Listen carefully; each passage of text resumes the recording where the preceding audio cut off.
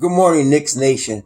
Happy Thursday to you. Hopefully, you guys are all safe from this COVID-19 debacle. And hopefully, any other plague that's coming this way on the earth, you are safe from and kept safe from. And hopefully, anything that's affecting you from this COVID, you get healed quickly. And that the Most High is blessing you on this day. Today. Now, yesterday, apparently, I broke some hearts in my discussion about R.J. Hampton. And got a number of people that were not happy with my assessment of young Mr. Hampton. And I just want to say, before I begin, a couple of things. My assessments are based on the Knicks needs, what I perceive as the Knicks needs, and these players fit with the Knicks. Okay, so let's just take RJ. Today I'm talking about a player that I'm much higher on. I'm going to talk about Tyrese Maxey today. But I want to say this. I am not saying that RJ Hampton is going to be a bust. I never said that in the video. What I did say is that he is not ready for the NBA this year. I'm not saying he's not going to be a good player or even a great player. What I'm saying is this year, he's not ready. That's all I'm saying. All right. If you get all upset, and he is not ready to step in and play next to RJ on the Knicks this year. He is not. Okay. A year from now, 2 years from now. Yeah, I think he could be. If he had went to a D1 school and maybe played a year or two at a D1 school, he'd be definitely much farther along than he is right now. I mean, he might be in the Devin Vassell conversation, but he didn't. Okay, and so he's behind. That's not to say he won't succeed. And with regard to the Knicks, I just want to get some things corrected here, straight, so that you guys understand where I'm coming from. By the way, I really do enjoy the comments some of you guys make.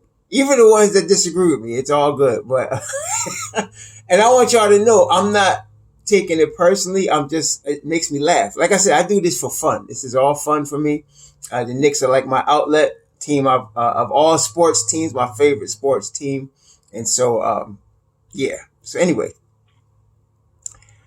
this year, the Knicks are rebuilding. I think we can all agree with that. Most of the Knicks fans. I don't think 100% of Knicks fans agree with 100% of anything. But the Knicks are rebuilding this year. Okay? They're starting from what we have. When I say rebuilding, that doesn't mean throw away everything we drafted in the last 3 years. Okay? That's not. I'm saying as far as a proper development, a proper building of a championship team. It starts now. And the reason it starts now is because this is the first time we've had a staff from head coach, front office, scouting, development coaching staff that could actually prepare a team to be a champion. All right. So that's what we're dealing with. And all championship teams begin with great defense. Okay. Even if they draft a Luka Doncic or they draft a LeBron James, they still must begin on the defensive end. If they don't, the best they could do is a Mike D'Antoni Phoenix team where they outscore most of their opponents, but never get the chip. Never get the chip. Never get the chip. Or Mike D'Antoni's Houston Rocket team. All kind of offense. Never get the chip. Then he tried to install some defensive players, PJ Tucker. He tried to install some defensive players in there, Capella. But he never set up a defensive system. He put individual good defenders in there, but there's no defensive system scheme like a Tom Thibodeau runs to win a chip. Okay? So you have to start with a solid defense. That's not where you finish. You obviously have to get some offensive talent in there. So the Knicks are building, so we need defense to start. So to get players that can shoot and play no defense is not going to help us. We need some guys that could at least be adequate on defensive end, and we need some guys that are elite on the defensive end. So when I'm looking at players in this particular draft, which we all acknowledge to be a weak draft, there's no superstars in this draft. Now, somebody might pop and become a superstar, but nobody knows who's that going to be, because every year there's some players that surprise everybody. Every year there's that. And if everybody knew, who that player was going to be, they'd be making a lot of money as a GM right now. They'd be Jerry West, who knew that Kobe was going to be that type of player when he was 16 and 17 and went backwards to go get him in the draft. But nobody else felt that way. When Michael Jordan was drafted, they thought Sam Bowie was the number 1 overall pick. So there's always player that surprises people.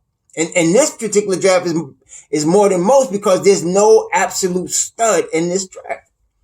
So now I'm saying I want a player that's a high floor player in this draft. Somebody with a high floor means there's things they're bringing to the table that you can count on, that you got. And if they develop more than that, now you got something else. But certain things. So if I'm talking about a Devin Vassell, I know he brings defense. I know he brings high IQ. He brings that. So if I'm talking about an Isaac Okoro, I know he brings defense. I know he brings high IQ. Now, Vassell already shows he can shoot the ball. He got 42% from 3 in his sophomore season at Florida State. Okay. So I know he could bring that to the table. If he develops more than that, and we get more than that, that's something else. But we know we got that. If we're depending, for example, on a Neesmith, who really showed he's a strong body kid, and he showed only for 14 games that he could shoot the rock. Now we're taking a bit of a risk because we're depending on him bringing that shooting to the table. Suppose he can't shoot that way in the NBA. So you got a big kid that can't shoot. I'm not saying he's going to be that, but that's the risk you're taking. That's all I'm saying. So I'm looking for players that's bringing something to the table on a high floor level that can contribute. Now, we got guys, RJ, Frank, Mitch, Kevin. Okay. We got guys that we have drafted that we got to develop. We want to bring in a piece that works with their development and can seamlessly come in and make this a defensive identity team on a Thibodeau system who's going to play some defense. And if they can shoot a little bit, that's even better. Okay. And that's why I say, the Knicks might bring in, because this free agent class, as we also know, there's no superstars in this free agent class. So what we can get some shooters, because there's some very good shooters on the market. So we're trying to get some shooters that can seamlessly fit in with the guys we're trying to develop. They don't have to be all NBA defense, but they got to have some defense. And that's why I was very hot on Bertans at first, because he's a tremendous shooter. But then as I look deeper, he doesn't start. He never really started many games. He's had some knee issues. And he's a defensive liability. Many of you are down on Gallinari because he's also not a great defender. But at 6'10", and he's a bit bigger than Bertans, and he's had some issues, but he's a little bit more willing defender, and they both can shoot. But then, end up with a Bogdanovich at the 2 spot who's got a 6'11" wingspan, and just that and his willingness to defend. And of course, he could shoot the ball. Now we got something. Or Malik Beasley, who has never really played good defense in the NBA, but he could play. He's got the ability. He comes out of Florida State with Leonard Hamilton and them. Same school we talking about Vassell. So he's going to be able to bring some defense under Tom Thibodeau's system, and we know he can shoot the rock. So these are the type of guys we're talking about. We're not talking about, trying to roll the dice and see what we can get. We want somebody that we know we can count on at 8. Which brings me to another thing I wanted to discuss. We have heard reports. Now listen here. Ian Begley brought it all out in his last article, which I'm glad he did. We have heard several reports over the last month, maybe. Knicks are looking to trade up into the draft.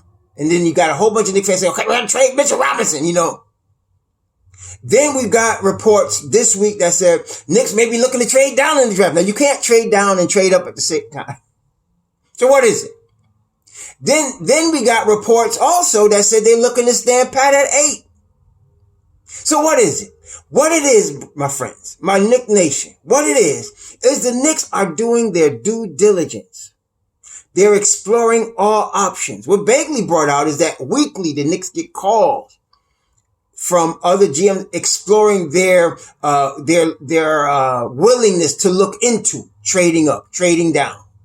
That's all. And of course, if you're getting calls, you're not going to turn anything away because you never know what's going to come up. So you say, yeah, I want to look at that. Oh, you want to trade down? I want to look at that. I might stand pat, So they're looking at all their options. Nothing is off the table and nothing is on the table in terms of they're definitely going to do this or that.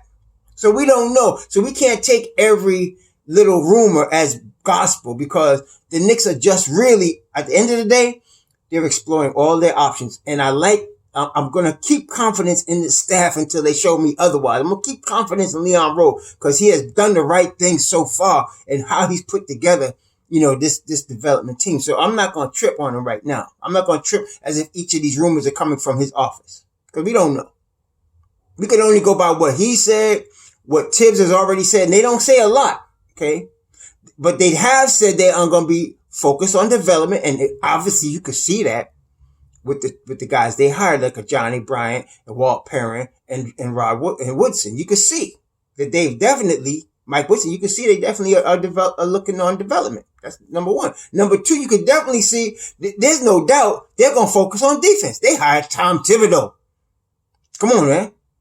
So they're going to focus on defense. These are things we can see by just never mind what they say, what they're doing. You can see. Okay. So on the trade down scenario, that bothered me. So I had to talk myself back off the ledge and say, wait a minute, they're just exploring all options. It's like I'm telling you now, they're just exploring all options, right?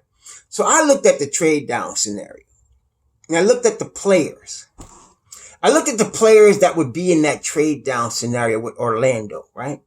That'll be available. And man, I did some research into this boy, Tyrese Maxey. I mean, I had looked at some of his videos before, but I really now, as we're getting closer to the nitty gritty, right? Because we like a month away from the draft. So I'm like, okay, now let's take a serious look. I want to tell you something, man. I like this kid. I like this boy, man.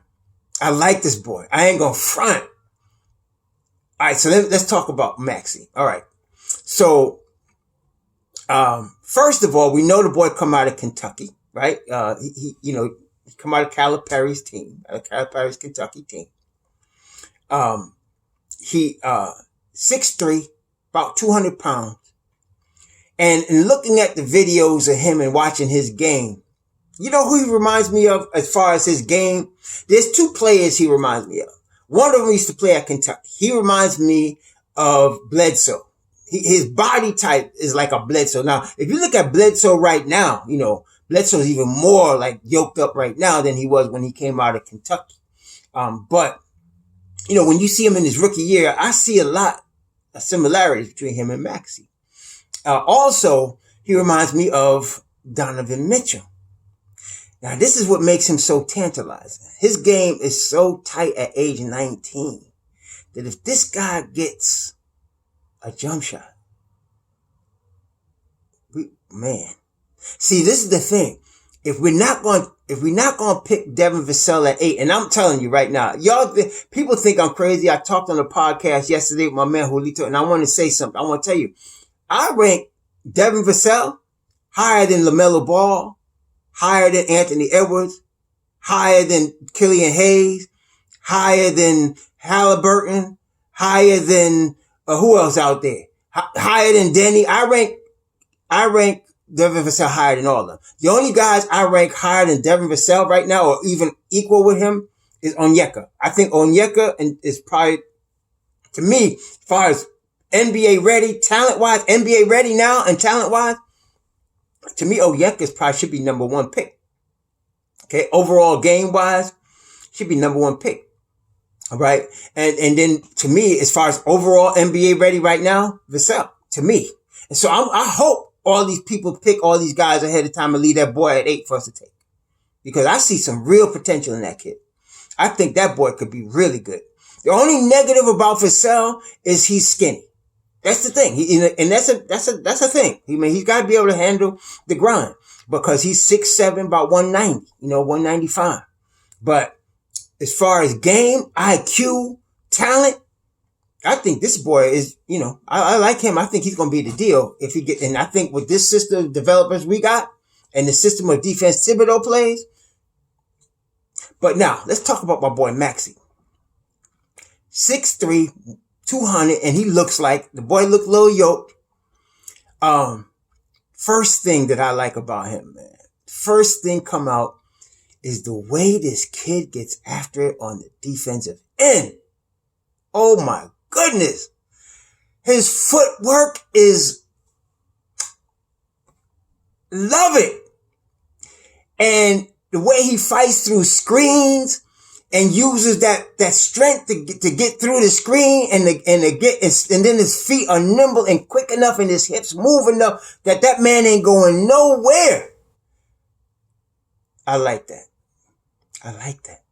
Not only that, when homie gets ready to get to the basket, right? Now this is freshman year. Now he made some bonehead plays sometimes, in his freshman year, forced some things he shouldn't have forced, you're going to expect that. Matter of fact, let me take a look. How many assists? What is his assist to turnover ratio? I didn't even look at that. Let me take a look at that. The boy turned the ball over 2 times a game and had 3.2 assists. So, it's not great. What I do like though is he played 35 minutes a game, played 31 games, shot only 29% from 3. So somebody might say, well, you was dogging out RJ Hampton for shooting 29% from 3. But you so high on Maxey. Watch this. The boy shot 83% from the foul line. 83%. See, foul shooting tells you a lot about shooting potential of a player. Our boy RJ shoots a little over 60% from the line. A little over 60%. This kid it's gonna be some work. I know everybody's seen that he's working on his jump shot, and I know he's working on his jump shot. I'm not expecting him to ever be Stephen Curry. Okay. And Jimmy Butler, who I compare him to, is not a great shooter either. He has got to improve from the line, though, and he's got to, I think he will. I think he's got the desire to do that. But with Maxey shooting 83 already, it shows you the shot is there. Okay? This is a mechanical issue. The shot is there. All right? So that's something he can work on. This is what I'm saying with Frank. Frank shot 86% from the line last year. That tells you the talent is there to shoot. He just needs to have that confidence and that work. Now with Maxey, confidence is not a problem. With this boy, confidence is not a problem. This boy has swag. So I know he can develop a shot. And when he gets ready to get into the lane, don't let that defender be smaller than him as far as bulk. He could be taller. That don't matter. But if he ain't got nothing on his behind to keep, Maxey's gonna get in there. He gonna give him the business. I like that. And if you look at him, well, I mentioned Donovan Mitchell. Donovan Mitchell's like 6'1", like 215. I mean, the boy's yoked and very athletic. Maxey's a little taller, 6'3", but I can see him, growing into a 210, 215 over the next couple of seasons, But right now, 6'3", 200, that's very good size. So I feel like he can handle the NBA grind. He's got the body to do it. Okay. And he knows how to use his strength to get in the lane. And obviously, like I said, the first thing popped out at me is this kid gets after it on the defensive end. Okay. And I want to say, his IQ is good. I don't know how good yet because I couldn't tell. And Calipari's system is hard to tell. But, he definitely has IQ. Okay. So he's not a dummy with the ball. He does, like I say, make some bonehead plays, but that's what you can expect from a lead guard on a team. And I wouldn't consider him, he's like Mitchell. He's not a point guard. See, Donovan Mitchell's not a point guard. He's a guard. Like he can initiate an offense, but he's better actually off the ball. And I think Maxey's like that too. He can initiate an offense if he needs to, obviously, because he did it for Kentucky this year. But he could be just as good off the ball, and I think his future is going to be like that. So his strengths are he really gets to the basket when he needs to. Use his bulk, his strength. He got all the techniques to get to the basket offensively. He's not a great shooter, but I'm watching his shot. He spreads his legs as if when he takes a jumper, it's like he's looking for somebody to foul him on a 3-point. You know how some players spread eagle their legs and hope somebody hit him so they can get 3 shots? He seems like he does that on all his shots. Like he spreads his leg, even if in 2-point range and mid-range, he does that. And he kind of pushes it a little bit. These things can be corrected. When he's at the line, his form is perfect. He really is. And these things can be corrected. So I am expecting him to be a much better shooter than he's showing because of his free throw percentage and the form he uses there. He makes some boneheaded plays. Like I said, he forces some things sometimes. That's coaching. Okay. I think when he gets to the NBA, he'll be able to be coached and learn, pick his spots. He'll learn how to do that. But I really like this kid. And if we were going to trade down and took him, I would definitely not cry about that. I definitely would not. Because even though, like I said, I rank Vassell higher as an all-round player right now, but I'm not going to front. I'm not going to front. I'd be happy if we got Maxey. Especially all y'all out there that's dying for a point guard. This is the man I would pick right here. And he's not, like I said, I wouldn't say he's a point guard, but he could fit in there. Okay. In the backcourt, because if you have a backcourt of him, RJ and Frank defensively, even as a rookie defensively, that's going to be pretty good. That's going to be pretty darn good. Even if you have Maxey coming off the bench and you bring in a pro level shooter like a Bogdanovich, a Harris or Beasley, and you have Maxey coming in, in that rotation of wings with RJ and the new guy and Maxey, I have no problem. But see, I don't think Maxey can play the 3. See, he's not big enough to play the 3. So he's really either going to play the 1 or the 2. Okay. So he'd be rotating in that 1-2 spot. Okay. Whereas RJ is a wing. He plays the 2 or the 3. I know some people think of him as a point. RJ is not a point guard. And when Fizdale put him at the point guard beginning of last season, that was a disaster because he's not a point guard. He can help, and he's got the high IQ to help initiate an offense, but not from the point guard spot. Okay, don't ask him to do that because he has talent, obviously, but you don't want to put him in that position. And I think they messed up and did that last year. RJ is a 2 or a 3. He's a wing. He's a classic wing, which means he plays the 2 or the 3. Okay, this kid is a 1 or a 2, like Donovan Mitchell. He's not a 3. You don't see Donovan Mitchell playing the small forward spot, but he can play the 2 or the 1. Right? So Donovan Mitchell might be the point guard for a minute. He might be the 2 guard for a minute. If he's in there with Mike Conley, he's a 2 guard. Right? If he's not, he's a 1, right? So that's what I'm looking at Maxey the same way. He's a 1 or a 2, right? So he's a guy. And again, I want to express to you how important it is that your guards stop penetration. Calderon, we used to have a guard named Calderon, Prigioni. These guys are all right, but they could not defend to stop penetration. And like I said, it drives me crazy. I mentioned Ish Smith. Ish Smith is a journeyman point guard. Okay? Or the kid McConnell that used to play for Philadelphia and now plays for Indiana. When they play the Knicks and they get into the paint at will, it makes them look like all-stars. These are journeyman point guards. You can't have that. You can't have journeyman point guards get into the paint against you at will. Okay, so that's what I'm saying. Everybody out here talking about RJ Hampton or Kyra Lewis or whoever you're talking about, these kids will not stop people from getting in the paint. They will not. That's what I'm saying to you. I'm not saying they're not going to be good players, but on what we're doing as the Knicks in our rebuilding year this year, we need to make sure we guard the paint. This is where it all begins. It begins with defense. And at the point of attack, you do not want to give up people coming into the paint.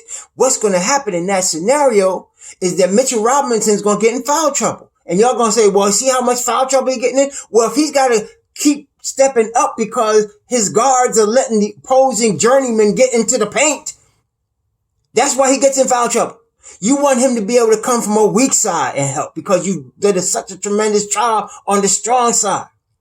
That's what you want. Or you want him guarding a KP head up and throwing his mess into the backcourt.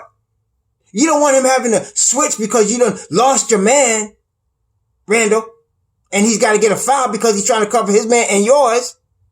See? So when you're talking about grafting somebody, I want to make sure that whoever we put up there, make sure nobody gets into the paint. You force them to the outside. Okay? Force them to the corners, not to the paint. If you keep people out the paint, you keep yourself in the game. Okay? That's what I'm saying. And you force them to take mid-range shots from the sides. All right? That's what you want. This kid, Maxey, he'll be a brick wall defensively. Really like this boy. And I believe he can develop some offense. I mean, he's going to be and the thing I like about him too, see, y'all tripping on Frank because you're saying he wasn't aggressive enough. And I hear you. Frank going to be more aggressive now, though. I seen it at the end of last year. But anyway, aside from the point, this kid is in constant attack mode. This kid's in constant attack mode. He like that boy that came out of North Carolina that Chicago drafted last year. You know, guys don't talk about the boy. What was that kid's name? He came out of Chicago. I mean, he was in North Carolina and, Chicago drafted him and his boy is constantly in attack mode. And he's a pretty good player too. I mean, what was that boy's name? Hang on a second. I'll tell you. He's in Chicago right now. Let me get him here. It is, what's that boy's name? Kobe White. Yeah, Kobe White, 6'4", out of the University of North Carolina. Yeah, Kobe White is always in attack mode. And I like that about him. You know, he's always in attack mode, but he's not stupid with the ball. Now, he's not reckless, but he's always in attack mode. This boy, Maxey's like that. He's always in attack mode, man. And I like that. But he's not reckless. I mean, he did, like I said, he was a little reckless. I ain't in front. Let me back up. He was a little reckless last year. He was. You can see it with his assist to turnover ratio. But he can be coached. And the defense like that, see, that's what I'm saying. So if we draft this kid Maxey, he's bringing defense to the table. He's bringing an aggression, attack mode offense to the table. He bringing 6'3", 200 pounds to the table. So you know what you're getting right there as his floor. You won't be disappointed with that because he's bringing that to the table. Now, if you can get him to pick his spots, which I think you can get him to be more efficient with his offensive shot, which I think you can. Now, you got the possibility of having like a Donovan Mitchell, right? Who 13 teams passed on. You got a possibility of that right there. See? So, to put it at, let's put a cap on it. I like Tyrese Maxey if they're going to trade down or if they're going to add a pick. I do not mind getting this boy at all. What do y'all think? Shalom.